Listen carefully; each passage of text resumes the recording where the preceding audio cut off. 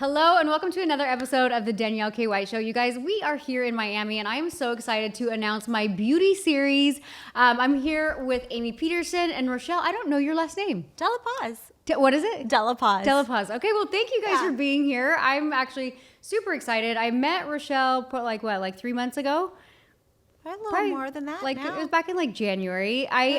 So you guys, I don't hide anything. I talk about everything I've had done. I'm like, I've done this filler, I've done this laser treatment, I've done this, because I think that it's important for women to feel like, what have you done? You look great. And I'm like, oh, nothing. I've done nothing. And I don't gatekeeping. Yeah, no, none of that. And I believe in aging gracefully, and I'm all about what makes you feel beautiful inside and out. So thank you guys so much for being on the show today. Absolutely. I know you've been traveling, and I appreciate you traveling to my house to really share your expertise and knowledge, because like we were talking about before we got on the show, I was like, half the time I feel like in the beauty space we don't even know what to ask for, and it gets kind of salesy, and we don't know who to trust. And so I wanted to bring you guys on and really pick your brain about different products and things like that. But before we start there, why were you two so crazy enough to go into business together? How did this all happen? Hey, you guys, it's Danielle K. White. Welcome to the Danielle K. White Show. On this podcast, what you can expect is anything from fashion, fitness, hair, and yes, even family. I'm the creator of Natural Beta Real Hair Extensions and Isla Hand-Tied Hair. But what I'm really passionate about is sharing other people's stories, how they went from the pit to the peak, how entrepreneurs build the success that you see online today. So definitely tune into this podcast for a good story and a little bit of fashion and a little bit of hair and beauty mixed in. Well, she's the owner of the practice. Okay. She just plucked me. She plucked you. How did you guys She's been meet? my best pluck since. I've been in the aesthetics industry for about 20 years, and I have a background in plastic surgery, and then I was a clinical educator for many years, which means I traveled to different offices and I would teach them how to use different devices, etc. Oh, wow. And so after going to so many different offices, and then landing in Miami, I've lived and worked in the Pacific Northwest, in the Northeast, and now in Miami. I decided that what was out there, what I wanted wasn't out there. Okay. Point blank. And so I set out to build a practice, and we each play an integral role in taking someone through a skin journey. So I always say, if you're gonna build something, get some Navy SEALs with you that can do things really well. And these are my beauty Navy SEALs. And Rochelle has been with that. It is Beauty Navy SEALs. Beauty Navy SEALs. Rochelle's been with me for over 3 years and is an incredible injector. We both believe in we have the same aesthetic when it comes to looking at skin and viewing skin, and that's really important to me because you want to be on the same page.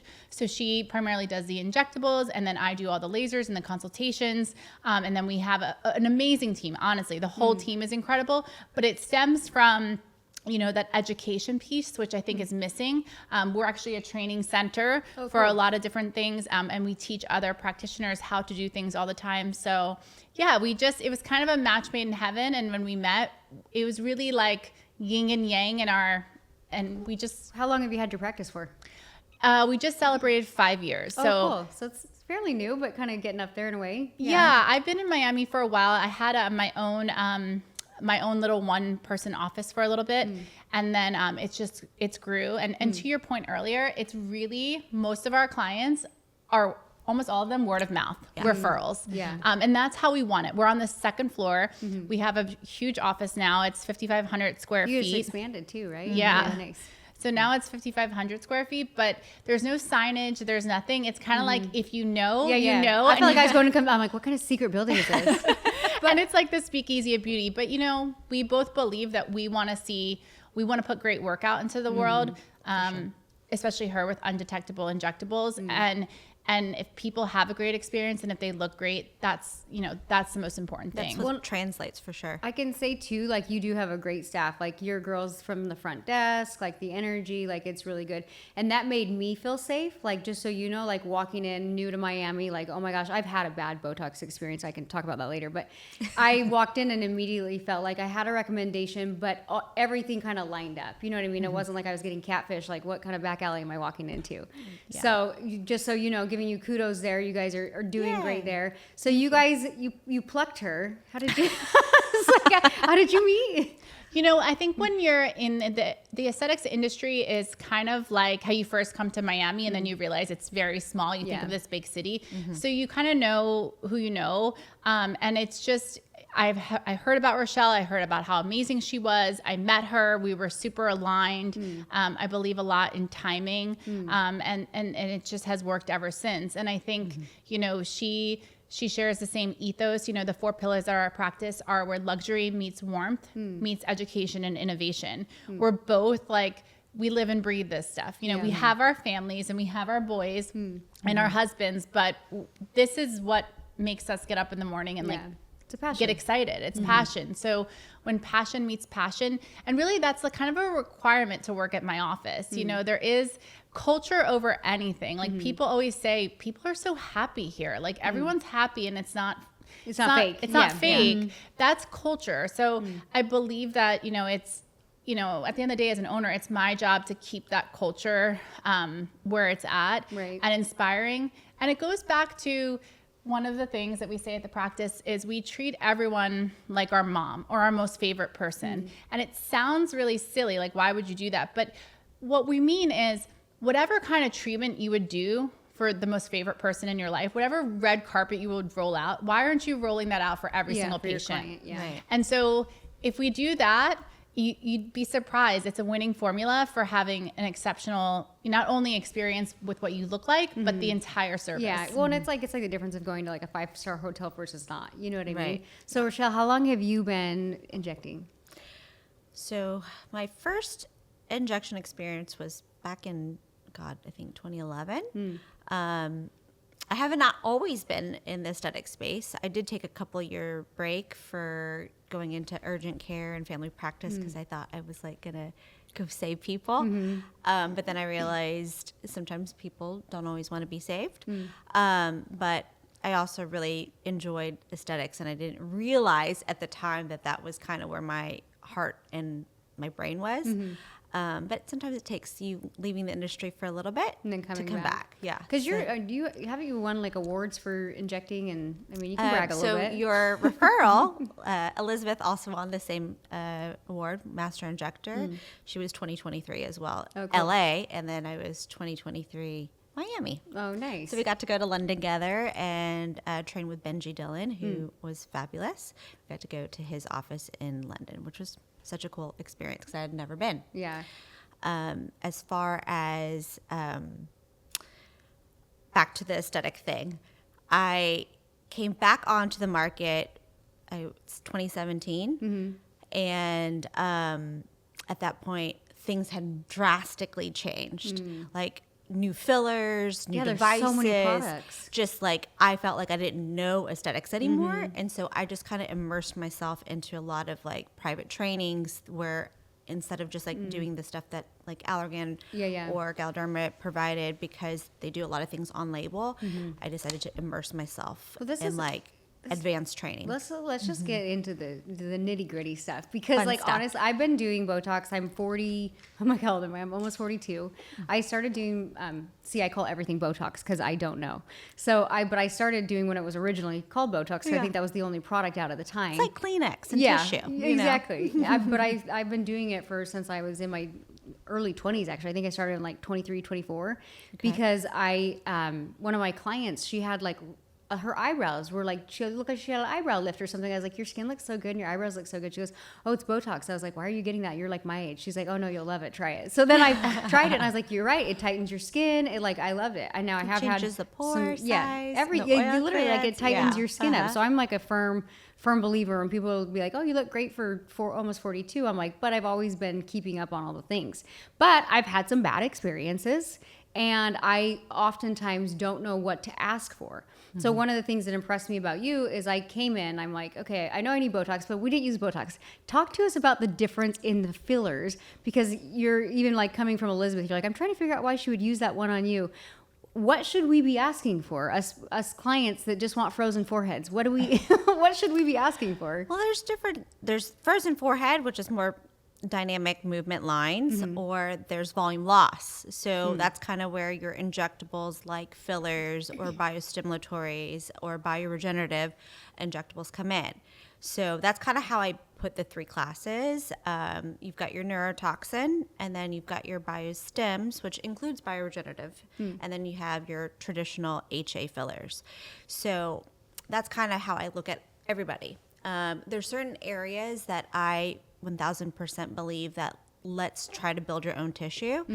So that's primarily in the upper half of your face. And then there's dynamic lines where, like the frown lines, the forehead lines, crow's feet, that's going to be more of your neurotoxins because those lines are made because of muscle movement. Right. And then you have filler, right? Like traditional hyaluronic acid filler. Those are things that are going to either augment an area or structure or enhance. So what, like if a client like me comes to you and my problem is I'm like, I don't know what I need, but I want to just look refreshed. Right. And so for you, I thought for me, it was great. I'm like, hey, I know I want my forehead frozen. What did we put in the top of my forehead? Oh, we did PDGF. Okay. So platelet-derived growth factor, I also consider that like your biostem and your bioregenerative. So what that is specifically is Dr. Lynch, he figured out what was the most potent type of platelet-derived growth factor in the human body, and he just replicated that one specific one that was very regenerative. So it's platelet-derived growth factor BB. This is very specific. So it just makes my collagen 1, grow? 3, and 6 primarily. And why did we do that in my forehead? One, because you were, I call them low lifter line. Okay. So I was a heavy. which also means that you recruit a lot of your lower part of your frontalis muscle, which is the forehead muscle. A lot of times when we're looking to Botox or neurotox your forehead, there's a line of convergence there. And then once you get below that line of convergence, it can actually drop your brow. So for me, I will first tox the upper part of your forehead, and then if you're still recruiting the lower lines, you can only do so much neurotoxin down there before it becomes a heavy feeling. Right. So I'm trying to recreate tighter tissue in that area so you're not having to recruit so much, giving you a slight little tiny lift there. It worked. It was crazy because anytime. Okay, I don't get Botox. What is the stuff we put in my forehead? PDGF. PDGF. PDGF. So should a client request that, or should they just say like, "Hey, what do you think?" So typically when they come in, we basically assess them. So we take photos, which are super important. Aesthetics is not subjective, it's objective. So we take before photos and then we sit them down for a consultation. And a lot of times we're in on the consult together. We have this analogy that we like to talk about called the mattress and the sheets. So it's like when we see someone coming in and everyone does this, the 2-finger lift, right? They're in the mirror and they're like, I just look better like this. Then we know they're kind of concerned more about their mattress. If they're like, God, I just have this pigment or these superficial lines or the darkness, it may be more of a sheets thing. And a lot of times it's combined with both. So what we do is we always ask them, what concerns you the most? So that day it may have been that. And then we say, would you like us to really give you a full assessment on what we think as far as aging? Yeah. Well, I mean, I find it helpful because like a lot of times I'm like, I don't know what I need, but I feel like if you go to somebody who knows, you can look at somebody's faces, almost like a customized approach to each person. 1000%, because everybody can age differently in different fat pads. So that's another thing that we talk a lot about is fat pads, because we consider fat is king, because that's structure that is holding up our face, giving it buoyancy, bounce, volume, etc. So there are things that I like to do for fat pads versus filler, and then there's certain things that I like filler for to like augment lips or chins or jawlines because maybe someone genetically wasn't made up with those types of stronger features. You look at the face and like this is what Elizabeth taught me in like in symmetry. Thirds. There's like thirds this way and there's thirds this way. Oh, I haven't heard about the thirds this way. Well, it's funny because I just barely started I've been doing filler in my lips for a while, and I just recently did filler in my lower face, and it's so funny. My friend Elizabeth did it for me, and the before and afters, I was like, oh my God, I didn't know I needed a chin. Like I didn't realize, Chins change lives. Literally, I was like, I looked like softened it. I looked younger. I was like, wow. And it wasn't like, super dramatic where I didn't look like me anymore. Right. It just like kind of enhanced what I already had going on. Enhancing. So it's like sometimes you think of filler as like just for lips or just lack of volume, but I literally had like a lot done in my chin. I should show you the before and after. It was crazy. Yeah, the structure is amazing. And also, you know, a lot of things with aesthetics that people don't realize that I think that we really specialize in is great work is all about details. It's all about details. It's looking at symmetry. It's looking at the you know, your pictures from different angles. And it's just, you know, most people don't want to look different. And we don't want them to look different. They want to look enhanced. And usually that is multiple modalities and putting them all together and making this, you know, making all these pieces work together. But it's also a lot of truth telling. And that's something we do at your practice. Like, we're not going to sell you something. Like, we're going to tell you what we think is best. We're also going to let the client decide. Right. We're also going to say, I wouldn't chase that degree of laxity. Sorry. That's okay. Amber, where you go? I wouldn't chase that degree of laxity with a laser because you're missing your fat pad there. So we don't want people to get upset. We feel very responsible for the before and after and for continuing on their journey. And we have, luckily enough, like it's, you know, it's been 5 years, but we have, I mean, people say you have every device at your practice. We have best in class for everything. We also offer every injectable on the market. We also offer every neurotoxin on the market. We don't jump on bandwagons or I was gonna ask. discounts or we just offer what's best for our clients and they get to make the decisions. But we want to see the progress. And we also, you know, back in 2020, how many people were coming in and husbands, like people would be like, my husband is so upset I'm here. He just doesn't want me to look different. And there was like a moment where so many magazine covers were coming in with blown up people and you could just see like syringes being sold. So we're very different than that. We're trying to break that whole cycle. Like, you do need volume. You do lose it as you age.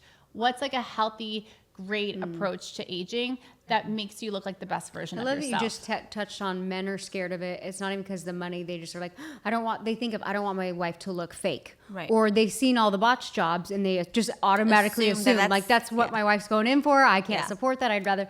And what they come, my husband will be like, why do you like a reverse aging? I'm like, yeah, babe, come with me next time. You know, so I think it's important to touch on that. They think that everyone who has gotten fillers done is the disasters because that's what they can see. They can't see the countless women who look amazing that have had great work done where it was needed. Right. Because those people don't look obvious. So, you know, and it's funny, we just had the other day someone look at one of our before and afters and on Instagram, they're like, I don't see a huge difference. You're not supposed to. Yeah. Like, isn't that good? Yeah. This was this beautiful, subtle lift. The work was incredible. Like, if you're seeing this huge difference, there's probably a problem there. Yeah, you might not. Unless it's like a pigmentation thing or a skin quality thing. Like, that's great. But, you know, huge difference when you're doing someone who's young, who doesn't need a lot, is probably not a good thing. I have to ask because it's like all over social media. It's kind of died down now, but like Lindsay Lohan, she looks different, but she looks better.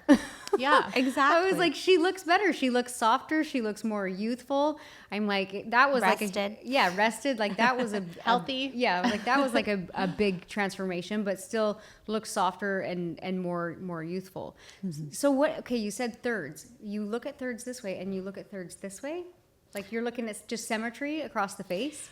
Well, everybody's gonna be asymmetrical things first, right? Like there are people have done this on Instagram or whatnot, where they take like George Clooney's face and they do his exact half. He's not as attractive without the asymmetry. So it's not that we're trying to rid of any asymmetries. It's just trying to balance, because what happens is usually one side will age a little bit quicker, or maybe some structure is a little, like for example, someone's cheekbone can be stronger on one side than the other side. So there's all these different genetic variables that are present that we can actually make look a little softer, to just make things look a little more balanced. Do you ever have clients come in and they're like so committed? They're like, this is what I need filler here and here, and you have to like tell them no. You're like, no, that's not what I want. Do they leave? Are they like? We've had some. Yeah. We've had, and actually the last one that we said, I'm just sorry, that's not our aesthetic, or you're never going to tell us where to put the filler. Like Rochelle, she was really appreciative, and she ended up referring us someone, which I think she knew, and that's okay. I mean, just because that's what someone wants doesn't mean we're going to do it necessarily. We also, because we're one of the few practices right now that have an ultrasound so we can see where filler is.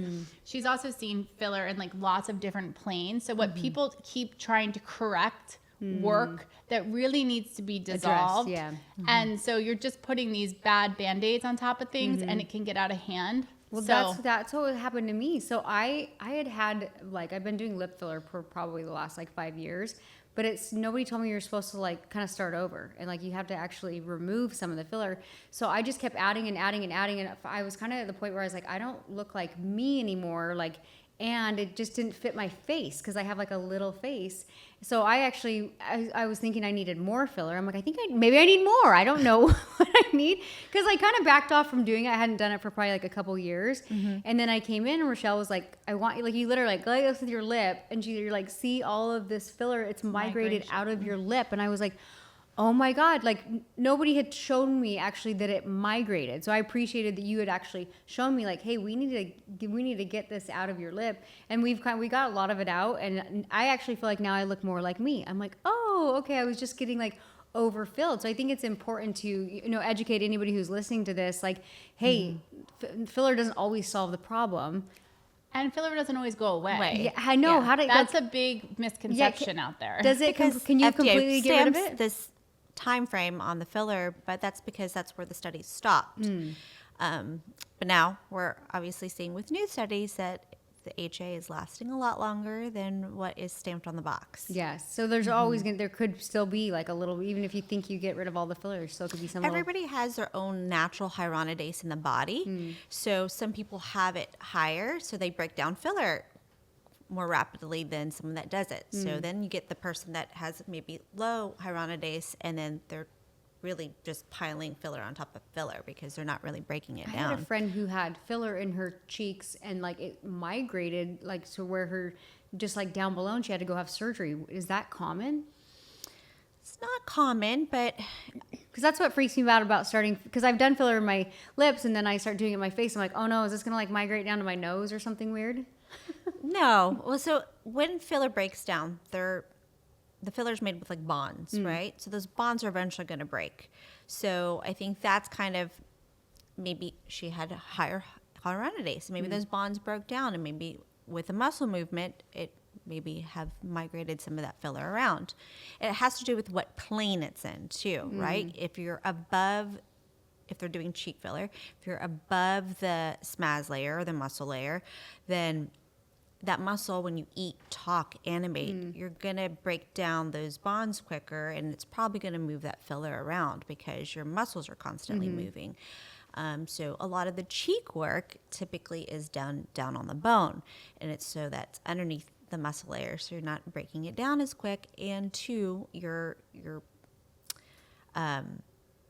not having that muscle move the filler around too. Oh, okay. It also could have been not an HA. Like once again, it's funny because everyone classifies everything into Botox whatever name. Yeah. So if it's not an HA filler, you can't dissolve it, and it could be Radiesse, or it could be something else that's a biosimilatory, which you can't dissolve. So it's kind of like you need to get very specific about what's going on. Even when people come in to see us, oftentimes they do not know what's in their face. Right. Yeah. So we have to find out what's in their face. So it could have been a case where it was not a filler product that you couldn't dissolve, that maybe required surgical intervention, but that's not the norm. And definitely not the norm for HA fillers. Right. And then it's also about placement, product, and person. You have to, it's all individualized. Like you'll come see us. We have this all the time where luckily we have friends refer friends, and they'll be like, oh my God, I so want to do what Jane did. And we're like, you're not face Jane. is different. Yeah. You're Completely different. Right. Yeah. So picking the right thing for them out of our tool belt, and mixing up, and also we also talk about a corrective phase. So maybe you came in and we would put you in corrective just because you had that migration, and like we wanted to correct something, and then we put you in like a maintenance phase. This is what we think like long term will benefit you and help with the aging process and make you feel great. See, that's what's so crazy is because you'll have somebody who's like, oh, what have you had done? I'm like, well, maybe what I had done is not going to be right for you. Yeah. And so I think it really comes down to, educating the clients, but like also knowing that it's a customized process. What did we put on the Renuva. site? Okay, so what is that and what does that do? Sure. Renuva is an extracellular matrix that's originally derived from human tissue. And then it gets filtered in New Jersey.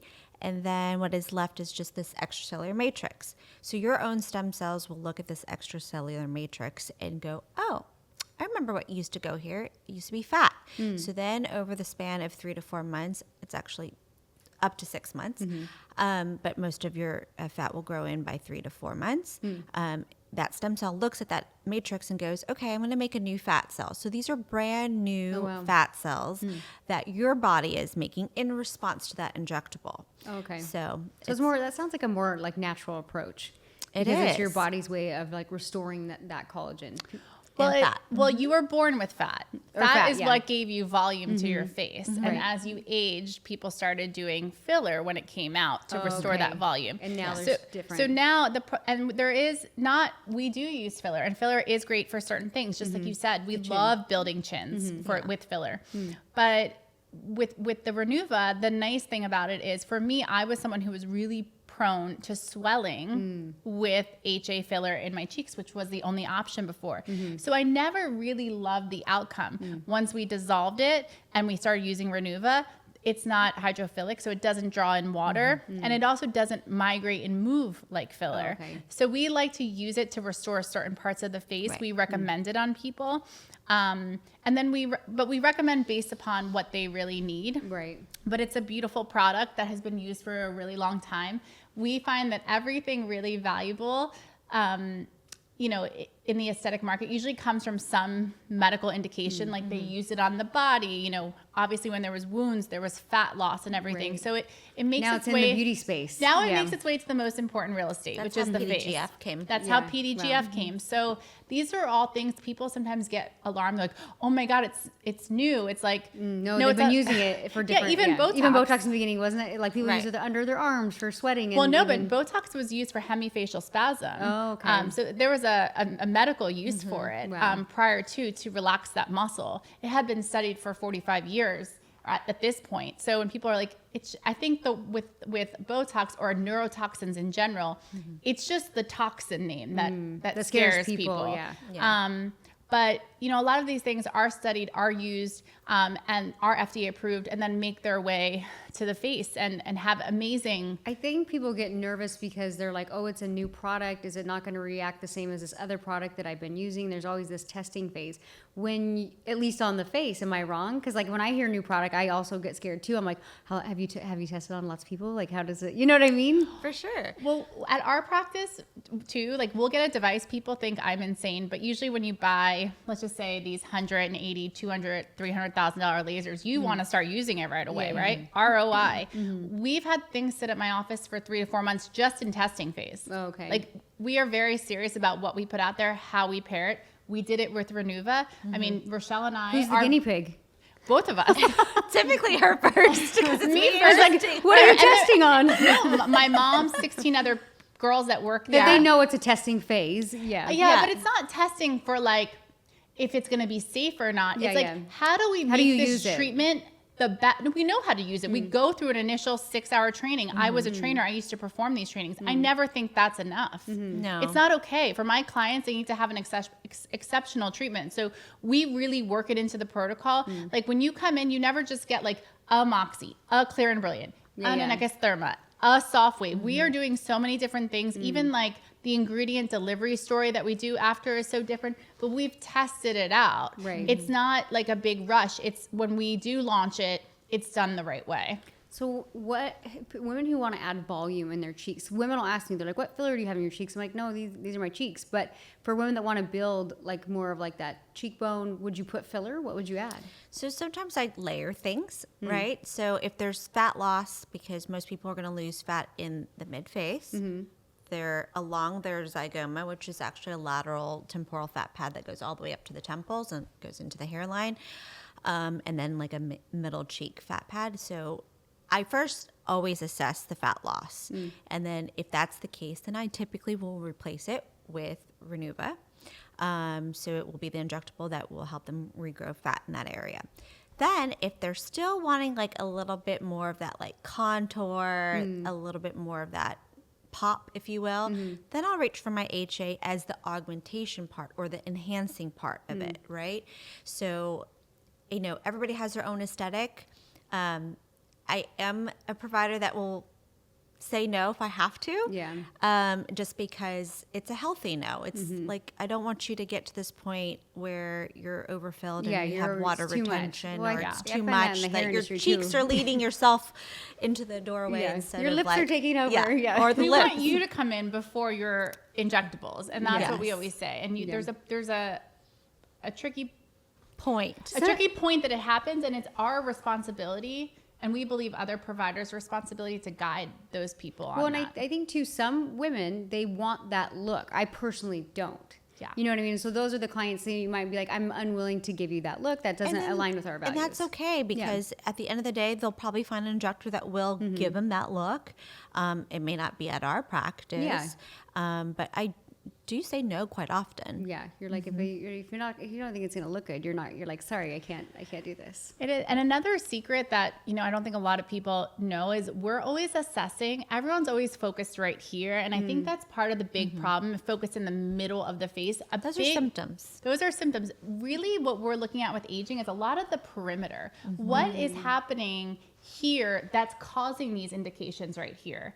So we call it like our perimeter work, whereas like an undetectable injectable, it looks great, it looks snatched back. These before and afters are this like beautiful subtle lift that you feel really comfortable with. No, there's no husbands freaking out.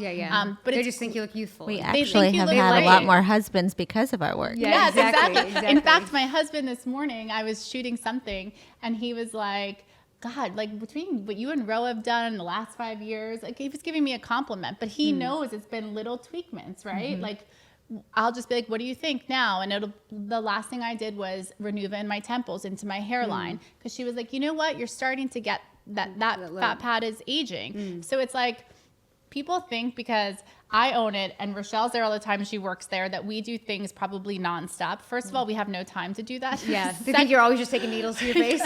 Yeah, like we're the shoemakers without shoes. But secondly, like we are very controlled about like how we do things so that we never we don't like that aesthetic. So we would never want to appear like that, because a good rule of thumb is go to a provider that you like how they look. You like how they look. Yeah, same with like hair. I'm like, if they don't do their hair, you probably shouldn't go to them. You know what area scares me? I don't know why. The temples and under the eyes. Those are the two areas that freak me out. Why does that seem so scary? Well, I think there's been horror stories like about the temple injections where people have gone blind. Also, technically, nose injections with filler can have caused blindness in the past too. So I think in general, I think that's just the scary part of the bad aesthetics that are out there, or bad aesthetic injectors that are out there. And eyes are just, it's your eyes. I think like people have a hard time putting contacts in, you know?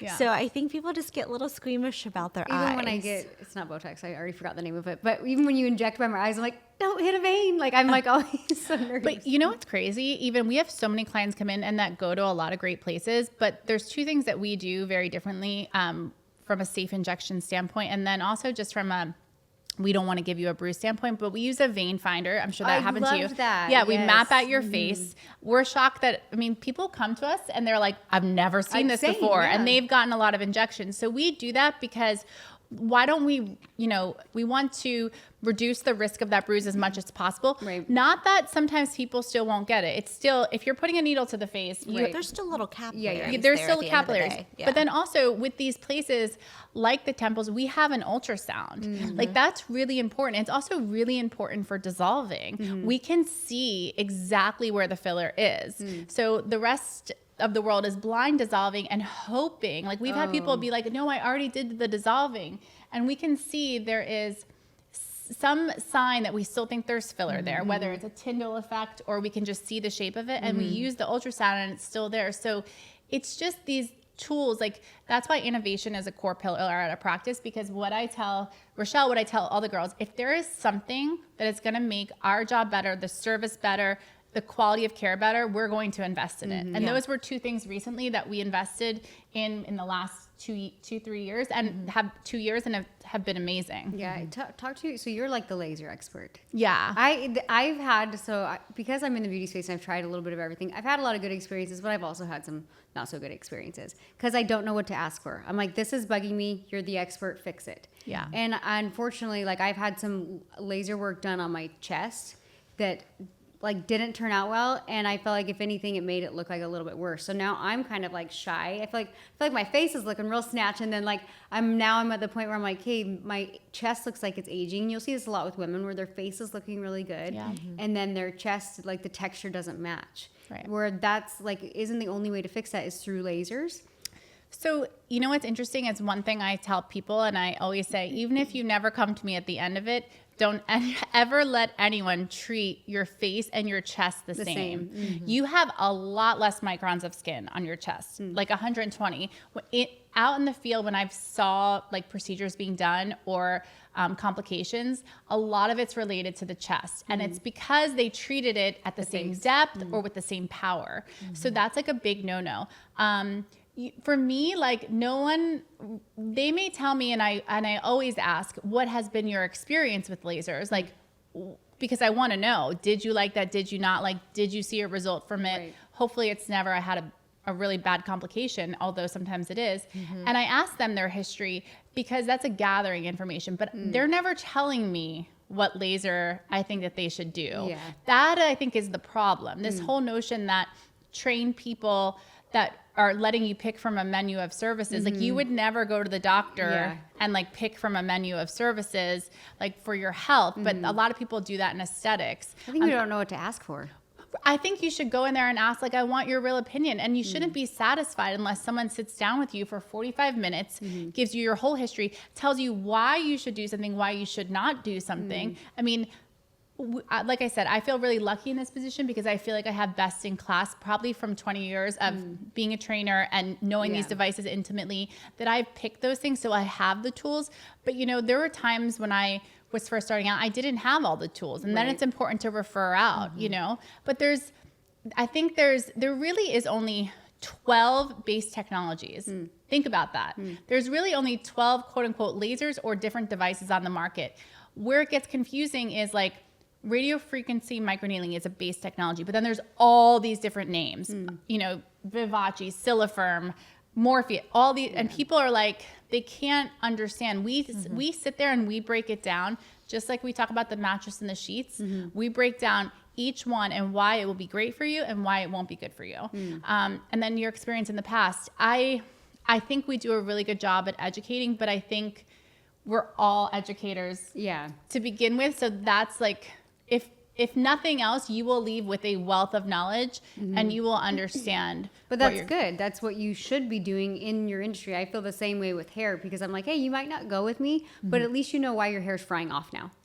You know, I'm like, if you don't want to, in fact, I don't actually want to take you on as a client, but I feel like I should pay it forward and tell you why this is happening so you know what you're looking for. And I always say, like, research the place you're going to, research the person you're going to, make sure you feel comfortable. And if you stand in integrity with what you're offering, you're like, yeah, if we're not a fit, we're not a fit. Because it gets kind of sciencey, right? It is very sciencey. I don't need to know about the 12 lasers. I just need to trust that you need to trust that the person. But if you want to know about the 12 lasers or you want to know why I don't have something that you did, I should know that, and I should be able to provide you that. And that's what I do because I do my homework. And I have done my homework. I think it's also important, and when you mentioned the hair, it's important to know someone's lifestyle. Like you may be choosing something totally different for an active swimmer every day for their hair that's a blonde. And so like for me, we also look at people lifestyle and we're like, this person is not going to not go in the sun.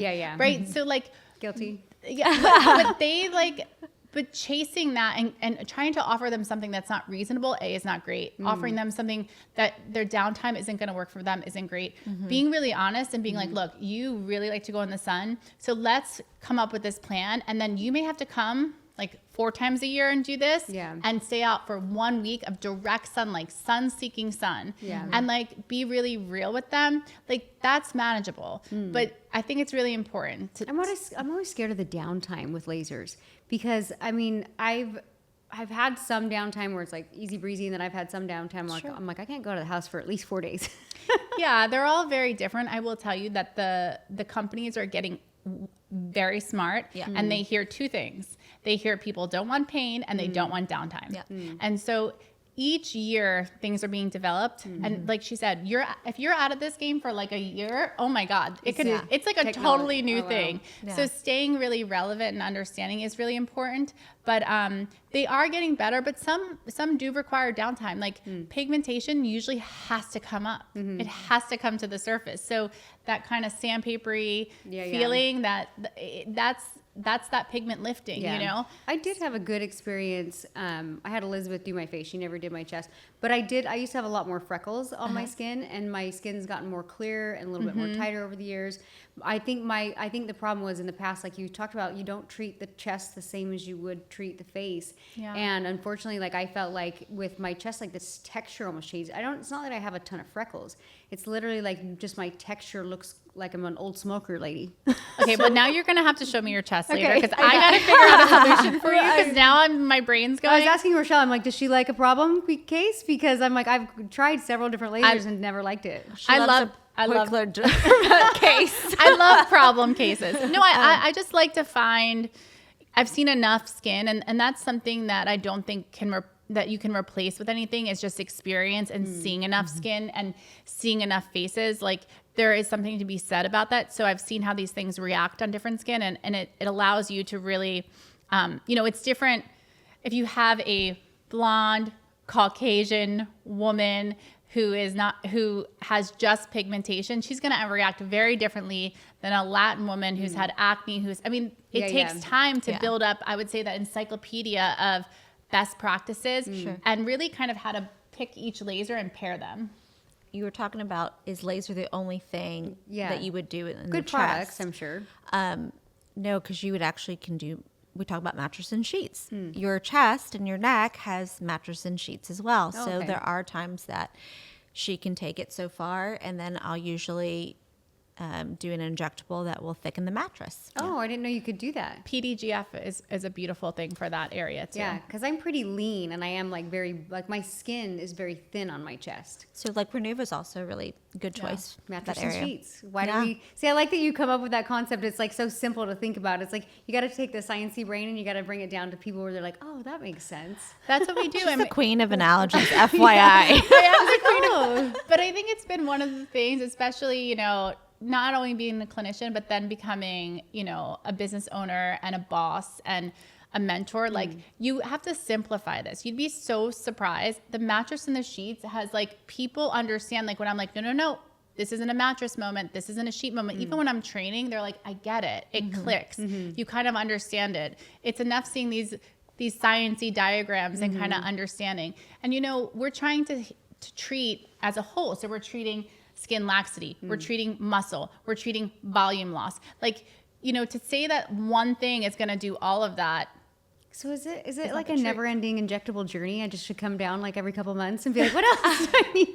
I mean, I'm pretty good at like keeping up on things, and I don't have a problem with that. But as we age, I'm like, now I got to add this. Now I got to add this. Now I got to. Well, hormones play a big role in how women age as well.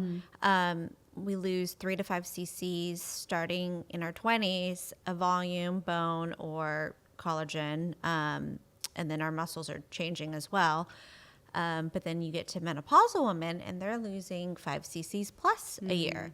So they're going to be on a rapid, accelerated rate if they're not doing anything about balancing their hormones and really treating, from within as well. And also, if you go to a personal trainer or you work out and you look like you do, no one would ever say to them, is it a never ending? Like, I just have to work. You're like, it's part of my lifestyle now. You naturally know that in order to stay in shape, you have to work out. So really, it's funny. Aesthetics is the only thing I find that people are like, well, I just did this one treatment 2 years ago. I can't imagine that I don't, like, you're still aging. So I think what there's a confusion about is how excessive do I need to be? And you don't need to be excessive. That's why like you come and you're in that corrective phase, then we put you in maintenance.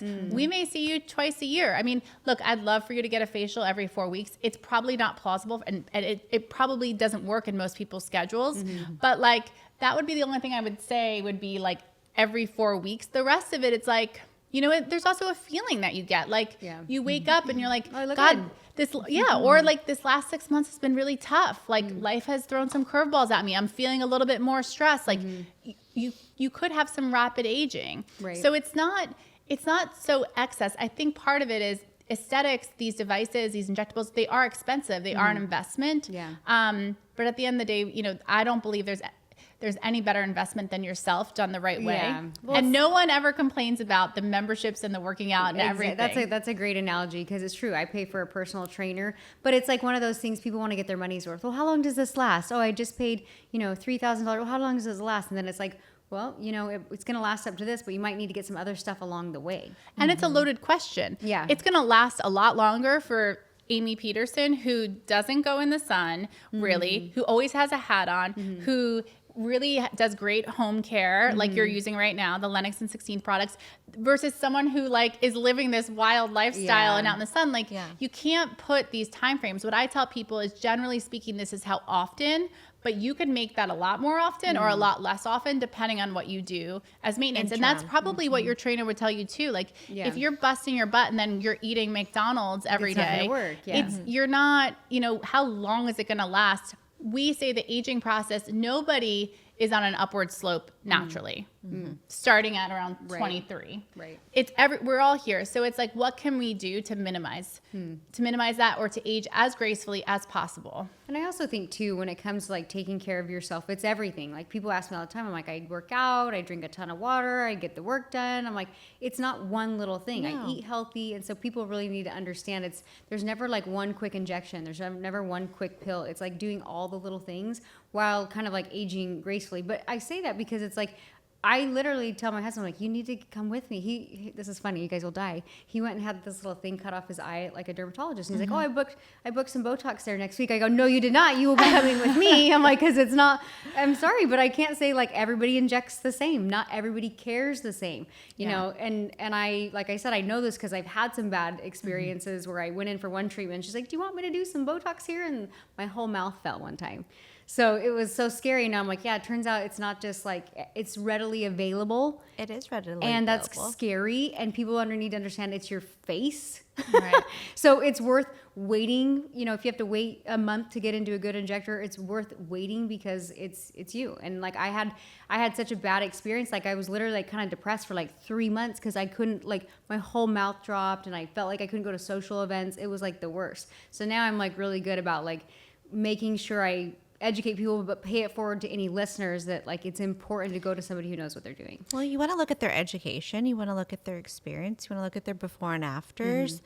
And it's not just about followers on social media. Like, you know what I mean? That's what's crazy. Well, at least for me, it's not. I mean, it is for a business sense, sure. But like, no, it is. I mean, to be honest with you, it's funny. We're so busy to do social media. Like, shout out to Val, my social media girl. She's like trying to pin me down to do this. But it's like, if you have all this time to do that, like how many patients are you actually seeing? Like that's the priority for us. Yeah. It is a necessary thing to do in this day and age. And I really like explaining it, but that can't be the only focus. Like there are a lot of people, I'm sure, that have a lot more followers, probably purchased paid followers that I've seen grow very rapidly. And who knows? I mean, it's really, it's like a dissection. You could have a lot of followers and be great. You could have, that could be your only focus and you're not busy. I mean, at the end of the day, it's about picking the person that you feel that you have a connection with, that has your back 110%. That's how I feel, because you're investing in something, and something that always happens to me, and I think about Rochelle's mom as well. Like I would never want them. They both don't live here. They want to fly down all the time and get treatments. But I would always, if they were going somewhere else, what would I want for them? And I take it back to that just very basic principle. I wouldn't want someone to take advantage of them. I'd want them to give the best care. I'd want them to have like a complete picture. A good experience, so they don't have that bad experience and then never do it again. Right. And managing expectations. You know, we're really honest with what we can do and what we can't do. You know, we've had older people that we believe are great surgical candidates because we both think surgery, we both worked in surgery. We both think it's great. I worked in plastic surgery. Like the doctor connections too? Yeah, we We refer have out to a list of our referrals. our top ones, but we both worked in plastic surgery for a really long time, and we love surgery and we think that there's a role for it. But sometimes people aren't surgical candidates, meaning there's another health thing. Yeah. There's something happening and they can't do that. So we're also going to try to find them the best path forward. But if we do believe that, we think at this point, it's something surgical, we're going to be honest with them. Like, hey, we can't do, there's not enough filler or whatever that we can fix this problem with, recommend. We see it a lot with blepharoplasties, or with Eyes. eyes. We see it a lot okay. with saying, you know what, we really think this is going to move the needle. You got to cut that extra skin. Or brow lifts. Because Okay. sometimes, like, at the end of the day, they're past that point of, like, a little help from, like, PDGF or Renuva or something like that they're, like, really sitting low. Then they're not My sister even... got a brow lift. She's 6 years older than me, and I didn't think she needed one, but she's like, I don't have to do any injections. I don't have to do Botox anymore. But I still to this day don't know why she had I don't think she needed it. No, I mean, we also, it's when we think that you're not going to get the results from whatever we can provide. Right. We say, maybe this is another option. Maybe you're chasing something that maybe So you are you shouldn't guys even gonna be tell chasing. me when I get there? You're gonna be Yes. like, Danielle, you're too far down the road. You need. Do you know what's interesting though? That I don't think we'll get Yeah. there with Okay, you. but a lot of these people, you have to realize that like aesthetics, like 2000, 2006, 2005, this is when people got Botox, but like didn't talk about it. Like it was a big hush Oh, hush. yeah. Hush, yeah. So Yeah. think about just generationally, like we're very similar in age. Like I've had access to these types of things since I was 23, 24, right? So it's going to be really interesting to see how we age versus what our Yes, our parents age. parents, Because that's when my right. mom was entering that, My mom was getting a facelift. right. Yeah. Because she had done nothing up Yeah. until that point. Yep. So everyone's like, we don't really know yet kind of what someone who truly has entered that era, what they have been able to do from a prejuvenation standpoint. Yeah. I do believe, because like I said, I started super early, and I do feel like that's helped keep a youthful appearance, because I've been very consistent in doing it. Whereas like my mom, by the time she was like 48, she went in and got her first facelift and has had 2 more since, and now she's a cute little gal in her 70s and won't touch any injectables. You know, and I'm like, ooh, that scares me. I'd rather see what we can do with injectables and things like that, and then if I need something later down the road, frame of fine. thought nowadays too, right? Like I just wonder about like all the young ladies that we're really prejuvenating them because they're in the era of like they have all this bioregenerative, biostimulatory stuff versus our generation. There was still filler, Sculptra, Radiesse, and there wasn't like PDGF or Renuva out at that point in time. So now they're getting to rebuild all of their own tissue if they choose that route, you know, at the end of the day, you know. But even the mentality back then, even 20 years ago, was like, I'm coming in because I need a correction. There's a problem. Yeah, it's not. Now there's like maintenance. The nasolabial the fold. nasolabial folds. Everyone's Yeah. injecting here. It was like, this is what scared people. But now it's like people are coming in, and it's fascinating to see like a 31-year-old and be like, I'm starting to like, I just feel different. Maybe after pregnancy, maybe after this. Like I'm just starting to see aging and saying, I want to do something about it, and feeling great and it not being overdone. Right. That didn't happen as much 20 years ago. It Yeah, was more it was just more of a like fix. the fix, Yeah. right? Yeah. So it'll be interesting to see. But, you know, everyone has their opinion on, you know, what they think, like only facelift, no injectables, only that. And at the end of the day, it's your decision on how. I think that all. Well, people have to understand, like, the technology's come so far. You think about, like, and I'm not going to name names because there's a lot of them, but, like, actors in Hollywood, and you're like, she's been overfilled for the last 30 years. And you're like, different products. Like, we're not still doing it the same way. That's why people are, like, just naturally looking, like, a little bit more youthful. I have to ask one really important question, though. So, Miami's wild, right? You come here, there's, like, you see a lot. Do you guys do the body contouring? We have devices that do body contouring. Because I feel like my husband's like, what is a BBL? I'm like, they are all over Miami. Well, there's surgical BBL And then there's liquid liquid. BBL. This is like the new thing. Yeah. I'm like, what is a liquid BBL? How is it done? So usually Sculptra, hyperdilute Radiesse, those are biostimulatories that can be injected in the butt. Then you also have a bioregenerative like Renuva. That one just gets a little bit pricey for a bioregenerative butt, because that's rebuilding your own collagen and fat, versus your Sculptra and Hyperdilate Radius is you're only going to be building collagen 1, 3, and elastin. So no fat component to it. Is it something you guys do and recommend? I've been like dabbling, like I'm always like open to looking at different things. I'm like, I can't build volume right there. And like I'll see all these girls here in Miami. I'm like, that is not their natural butt. And some of them I'm like, So that some looks of those good. are And some of them I'm like, implants. that doesn't. You Yeah. There's a lot of implant butts in Miami in general. So it just depends. Like if you're just doing, like hip dips are an easier easy fix fix, than yeah. like doing a full liquid BBL. It's usually so expensive just from the products that we're using that we usually Yeah. recommend to go to do something surgical, because the problem is you don't know exactly how someone's going to grow or something. So it's really hard to like, have that final result. So we would probably refer out to, there's a lot of great body guys in Miami, plastic surgeons. But we fix little things all the time on people, like the details or the hip dips or things like that.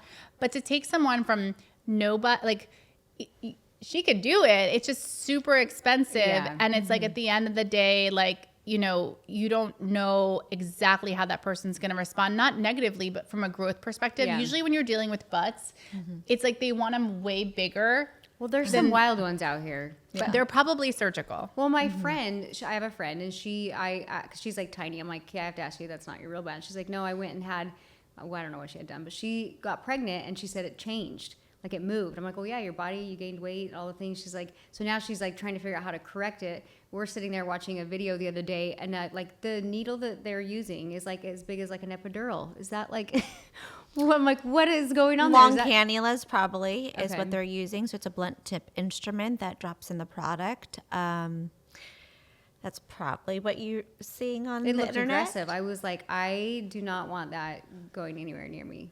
But In all fairness, we focus more on the face, the neck, the Neck. chest, the hands. Mm. We have great body treatments for overall, like for lymphatic drainage, for skin texture, for skin coloring, for tightness. But we don't do excessive volume usually Yeah. in the buttock region. I don't think we have that draw our clientele. Yeah. Unless most people are really coming. The clinics that I looked at in Miami, I was like, I don't know if I want that look, but I'm going down the rabbit hole to like see all about it. What do you do for hands? Oh, hands are amazing to We do- restore them. Can you do filler in the hands? You can do filler. Okay. You can do Renuva. Just depends on which route you prefer. That's the other space where I feel like I'm like, my face looks young and my chest and my hands. I'm always like, don't look at my old lady hands. Hands I'm are like that incredible. too. Hands are incredible. We love doing them. And it's a great place to start when you're nervous about something, just to see, especially with Renuva, to see that beautiful, nice layer of fat underneath it and to see them rejuvenated.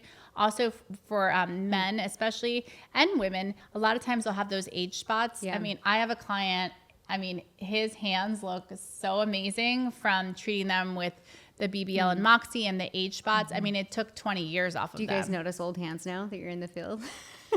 We actually notice when A little bit of everything, yeah. it's hard to turn it off sometimes. You're like, oh, she needs this. Or But it's it's not a way of like, I think people think that we're like looking and like, oh my God, she needs to you see just us. notice Right. it. You can't see it. It's not that. It's just that sometimes I wonder, I don't know if she knows that there's a solution for that, or like Right. it's more It's of just coming out of, like, curiosity if yeah. they ever like, explored that. For me, a big one is like when I see pigmentation on someone, I'm like, oh my God, they're, especially like That's her these age jam. spots. Yeah. I'm like, this, you are absorbing light, you're not reflecting light, and Right. that can transform your face from an aged appearance to a youthful appearance. But it's more, we don't, unless people ask our opinion. Yeah. We It's we a will not slippery say it. slope. I'm the type of person, if you're like, hey, there's something I could do for your hands, I'm like, oh my God, I didn't even know we could do that for my hands. So I That's would usually what appreciate that. happens. But you'd have to probably be like very tactful. No, people ask us all the time. Oh, they do? Nonstop. But I also tell them also when things don't match, like their face Yeah. is looking very young, and then sometimes I'm like, okay, well, we need to start focusing on neck. Yeah, Yeah, there's yeah. a kids game where it's like you match the pieces. Yeah. And I'm like, if we slice this up, they wouldn't match you right here. Yeah, yeah, And it it doesn't may be, and so let's focus on the one that is the outlier, the one that doesn't match. And maybe being the biggest priority for you. So you have a skincare line that you've been working on. Before we wrap up, I want to talk about that and your passion behind that. I know you've given me a couple of the products and I've been really impressed. So let's talk about that. Yeah, so it's called Lennox and 16th, and it's after it launched on March 4th. It was named after the practice, the corner of the street that my practice is on, Lennox and 16th, and the magic that we have there. So going back to those core pillars of innovation and education and luxury and warmth, I wanted to build a product, and lasers are so near and dear to my heart. So one of them is the laser serum. Just like you were mentioning to me, it's a triple acid concentrate, but it has that biofermentation process, which I told you, which is why you're not irritated. You said to me, I've used retinol, I've gotten red, I had to back off. I've used this every night, right? And you didn't have to back off of it. And why does that happen? It's because of the hydration component, because of this biofermentation process. So it delivers the acids and then it kind of seals and hydrates. So you never get irritated. Is it the same where like it's supposed to turn over your natural, is that what cells? It's Yeah, that's the key to aging is exfoliation. It's just that people get it mixed up and like, is it the St. Ives scrub or is it this, right? So this is actually 3 acids that are exfoliating your skin and you can use it every night. And it's really incredible for texture, for tone of the skin, and for overall, like we just talked about, reflecting light and not absorbing it. Rochelle has been with me since the conception of this. So she saw like different renditions of it. I would run clinicals at my office where we would see before and afters of patients using it for 56 days. So that formula did not go to market until it was like, tested. It was proven. And then we did a whole clinical and consumer perception testing on top of that. And if you go to the website, you can see the before and afters. And I felt like that was just a hero product that needed to be done at night. And exfoliation is the key. So I'm launching with two heroes, that one and then the Preservationist. And the reason I did that is for so many years, I would see these skincare lines come and they felt like they couldn't be complete unless they had a cleanser and they had this, but they would spend so much R&D, research and development on this one product and then just like slap these other ones that weren't that great. Each one to me has to be like exceptional, can't live without it if it's going to come to market. But you also wanted something that could be plug and play into anybody's skincare line. And then you also wanted it to also be very simple, because at the end of the day, sometimes you don't have time for 17 steps. Like I can appreciate that because I'm not a person that can do 17 steps. I buy the product and then I have a whole drawer of product and I'm like, I don't know what to layer where. Yeah. And then I'm always like, okay, I think they said thickest to thinnest, or was it thinnest to thickest? Yeah. And I end up just finding like 2 of my favorite products and I go with them. Yeah. So does it need to be overcomplicated like that? Do we need to be wearing 19 different creams before we go to bed? Honestly, right now I am using 3 products, and it's the laser serum, the Preservationist during the day. That's because it has your vitamin C in 2 different forms. Is that the one you gave me? Yes. Okay. And it has your peptides and it has your hydrators, and it's a one-stop shop. Like, the difference is makeup primer too. And a makeup primer too. No, it's amazing. The difference is I actually enjoy like 25 steps at night, because at night it's like my time and skincare is like, I love it. It's like, I don't know, handbags for someone. I love it. So I wouldn't mind it. But during the day, like I need something like simple, fast. Like I wake up, I'm trying to get the kids to school. I got to go to work, the dog, blah, blah, blah, blah, blah. So I wanted to do something all in one. And for me, it's cleanser, the Preservationist, and then my SPF. And so I'm using those 2. And then I'm using one more product at night, because the laser serum does its job of exfoliating, but then I believe you need a moisturizer afterwards. Yeah. So I'm using my moisturizer, but it's not launched yet. It'll launch in November. But I've used those 3 products for the last year, and different renditions and testing and different things, and it's been incredible. I love the product. It's a different journey than the service-based business. But we're doing direct to consumer right now, and we have a website. We also sell it at the practice, and everyone's been loving it. It's been great feedback. So you have 3 products total? 2 products. Okay. And then there's a 3rd one launching at the end of the year. It's funny because I think that sometimes women get overwhelmed with the amount of products, so then they don't use any. But I will tell you, find that a lot with a lot of our patients. They get a little overwhelmed, or they don't remember, even though we wrote it out on a card. Sometimes that card gets lost, and then they forget what went Right. in the So if stage you of can it. like simplify, I will say too, in the past probably 5 years, me being very religious with my nighttime routines and making sure I'm putting something on my face, I have noticed an improvement in my skin. So I'm a firm believer in really good products, and I have no problem in investing those products. I just, again, get overwhelmed if it's like like a 12-step program at night. So it's Yeah. like if I can simplify, I can put on like 3 or 4 things. That's fine. But Yeah. but if it's I'm more like than with that, you. 3 or 4, I'm You're good.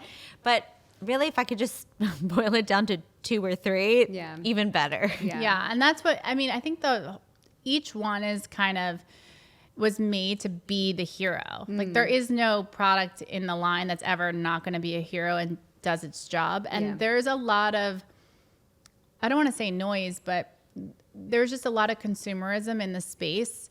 So it was my job to be really intentional about what I Yeah, made. you're like, if I'm going to put out 2 products, it's almost like essentially having 6 in 2.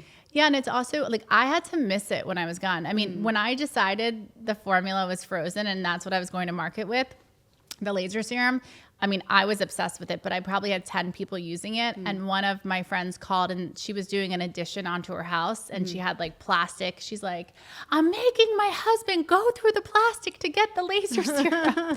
And I'm like, okay, like this is a product you would miss if you didn't have it. Yeah, you would notice a difference. And so yes, that's where it's born, and it's been so fun, and it's really been fun to experience and have like the team involved in trying and Yeah. using it, and it just wasn't taken lightly. There was no like benchmarks. Like I want it to be like this. I wanted it to be totally different. You want it to be something that you believe Yeah. in. That's not, you don't have to sell it. It sells itself basically. Yeah.